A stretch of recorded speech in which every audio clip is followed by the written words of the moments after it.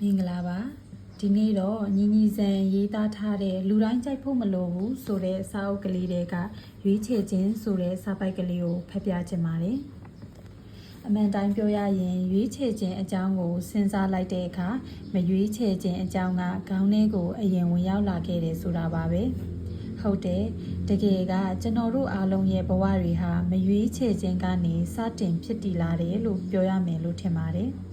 ဒီထက်တိတိကျကျပြောရရင်ရွေးချယ်ခွင့်မရှိခြင်းပေါ့ဒါဆိုဘာတွေကိုရွေးချယ်ခွင့်မရှိတာလဲ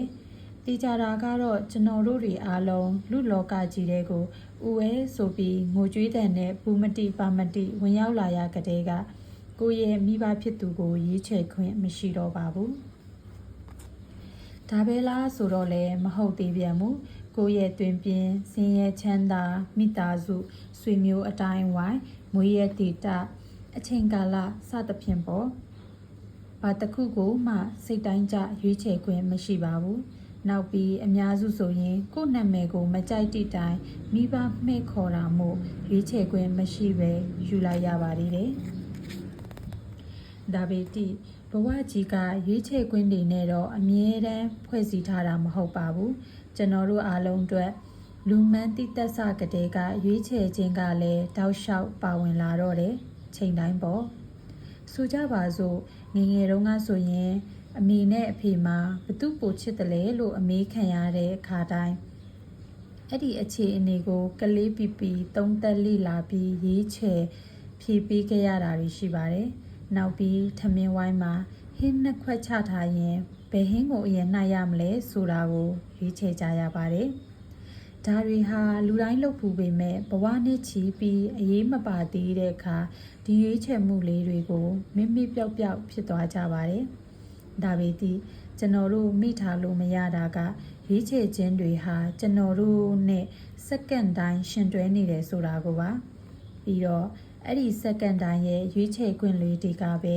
ကျွန်တော်တို့ဘဝအောင်မြင်အောင်လဲလုပ်ပေးနိုင်တယ်လို့ကြရှုံအောင်လဲလုပ်နိုင်တယ်ဆိုတာသိထားတင်ပါတယ်တကယ်တမ်းစဉ်းစားကြည့်ရင်လူတိုင်းကတစ်နေ့24နာရီပဲရတာပါဘယ်လိုလူကမှတစ်စက္ကန့်တောင်ပုံမရကြပါဘူးဒါပေမဲ့တချို့တွေကအောင်မြင်နေကြတယ်ချမ်းသာနေကြတယ်နာမည်ကောင်းနဲ့ကြော်ကြားနေကြတယ်အဲ့ဒီအချိန်မှာလူအများစုကတော့တာမန်အဆင့်အတန်းနဲ့ဆင်းရဲခြင်းလွှာမှာပဲရှိနေကြပါတယ်ဒါဟာဘာကြောင့်လဲအများစုကတော့အောင်မြင်ကြော်ကြားနေတဲ့လူတွေဟာသူတို့ဘဝကိုကြကုတ်ကြခဲစူးစမ်းခဲ့လို့ဖြေမှာပါပဲမမှားပါဘူးဒါပေမဲ့တကယ်တမ်းကအောင်မြင်ကြော်ကြားပြီးကြီးပွားချမ်းသာနေတဲ့သူတွေဟာသူတို့ရဲ့စက္ကန့်တိုင်းကိုအကောင်းဆုံးရွေးချယ်တတ်ကြလို့ပါပဲဆိုကြပါစို့တင်မှာအချိန်နာယူရအားနေရင်ဘာလုပ်မလဲတချို့ကသုံးလုံးလဲမယ်တချို့ကခဏအိမ်မယ်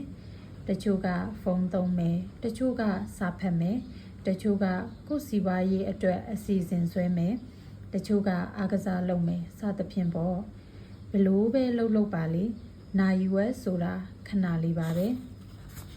ဒါပေမဲ့အဲ့ဒီနာယူဝက်ကလေးတွေကိုနေ့တိုင်းအကောင်းဆုံးဖြစ်အောင်ရွေးချယ်အသုံးချခဲ့မယ်ဆိုရင်တော့နှစ်ကာလတစ်ခုရောက်ရင်အဲ့ဒီလူဟာတင်းနဲ့အောင်မြင်ကြော်ကြားကြီးပွားချမ်းသာမှုကိုရမှာပဲလေဒီလိုပဲနာယူဝက်အားရင်ဖုန်းသုံးမယ်တနာရီအားရင်အိမ်မယ်နှစ်နာရီအားရင်ဂိမ်းဆော့မယ်3နာရီအားရင်တငယ်ချင်းတွေနဲ့ရှောက်လဲမယ်ဆိုပြီးရွေးချယ်မဲ့သူတွေလည်းအများကြီးရှိမှာပါအဆုံးသတ်ကြရင်ဘသူတွေဟာဘဝရဲ့လိုအင်တွေကိုပြည့်သွားကြလိမ့်မလဲဒီကြတာကတော့ကျွန်တော်တို့တွေဟာစက္ကန့်တိုင်းအတွက်အပြင်ကြည့်တာကအစအလုပ်ကြိုးစားတာအဆုံးအကုန်လုံးရွေးချယ်ကြရပါတယ်မရွေးချယ်ရတဲ့သူမရှိပါဘူးပြီးတော့ရွေးချယ်ခြင်းကစွန့်စားခြင်းနဲ့ဓာတ်ရိုက်သက်ဆိုင်နေပြန်တယ်ဟုတ်တယ်ကျွန်တော်တို့ဟာတစ်ခုခုကိုရွေးချယ်ဖို့အတွက်အမြဲတမ်းဆုံးဖြတ်ကြတဲ့အခါအနည်းနဲ့အများတော့စွန့်စားရတာကြီးပါပဲဆိုကြပါစို့ကန်ဆယ်မင်းနှိုက်တဲ့အခါပေါက်လို့ပေါက်ညာဆိုတဲ့စွန့်စားမှုမုံနှစ်ခုတည်းကတစ်ခုကိုရွေးချယ်စားသုံးတဲ့အခါကိုရွေးလိုက်တဲ့မုံကကောင်းပါမလားဆိုတဲ့စွန့်စားမှုကိုလက်ထဲပတ်စံနေပါနေချိန်ကိုတအားလူကျင်တဲ့ရှားပါစာအုပ်တအုပ်ကိုတွေးလိုက်ရတဲ့အခါ ဝယ်တင်မဝယ်တင်ဆုံးဖြတ်ရတဲ့စွန့်စားမှုစသဖြင့်ပေါ့ဆိုတော့ကျွန်တော်တို့တွေအနေနဲ့တစ်ခုခုကိုလုပ်ဖို့ရွေးချယ်ရတဲ့အခါတိုင်းမှာစွန့်စားမှုဟာပါသက်စမြဲမှုရွေးချယ်မှုပြုလုပ်တိုင်းမှာတတိရှိနေဖို့လိုတယ်လို့အဲ့ဒီရွေးချယ်မှုအတွက်အနိုင်ဆုံးဆုံးရှုံးနိုင်ခြေကိုလည်းတွက်ဆထားတတ်ဖို့လိုပါတယ်ဒါပေမဲ့လူအများစုဟာတစ်ခုခုကိုလောက်ကင်လိုက်တိုင်းမှာမိမိရဲ့စိတ်အာတိတအတိုင်းသာဆုံးဖြတ်နေကြပါတယ်။ကောင်းခြင်းဆိုးခြင်းတွေကိုတိတ်ပြီးထဲမတွက်ကြပါဘူး။ဒါကြောင့်ငယ်ငယ်ရွယ်ရွယ်နဲ့မူရစ်စေသုံးမိတာတွေ game ဆွဲလွန်းတာတွေအရက်တောက်လွန်းတာတွေဖြစ်ကုန်တာပေါ့။တကယ်တော့ဒီအလုပ်တွေဟာမစခင်ကတည်းကအဲ့ဒီလူအတွက်လှုပ်တင်မလှုပ်တင်ရွေးချယ်ခွင့်ရထားပြီးသားတွေပါပဲ။အရေးကြီးတာကလူတိုင်းအတွက်ဘာလို့အမြဲရွေးချယ်ခွင့်ရှိတာကများပါတယ်အဲ့ဒီရွေးချယ်ခွင့်တွေကိုအကောင်းဆုံးအသုံးချတတ်ဖို့လိုတာပါပဲဒါဆိုကျွန်တော်တို့ဘဝတွေဟာကိုယ်စိတ်တိုင်းကြဖြစ်လာမှာပဲဒါပေသည့်စက္ကန့်တိုင်းမှာဘာလုံးမယ်ဆိုတဲ့ရွေးချယ်မှုတွေကတော့မှန်ဖို့လိုတာပေါ့လေကောင်းတာလုပ်ဖို့ရည်ရွယ်ကောင်းတာလုပ်ဖို့ရွေးချယ်လေကိုယ်အတွက်မကောင်းတာလုပ်ဖို့ရွေးချယ်လေကိုယ်အတွက်ပဲလူတိုင်းဟာရွေးချယ်မှုအတိုင်းသာရတတ်ကြပါတယ်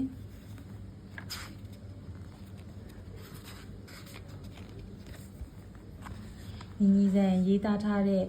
လူတိုင်းကြိုက်ဖို့မလိုဘူးဆိုတဲ့စာအုပ်ကလေးတွေကရွေးချယ်ခြင်းဆိုတဲ့စာပိုက်ကလေးကိုဖတ်ပြပေးခဲ့တာပဲဖြစ်ပါတယ်ရှင်။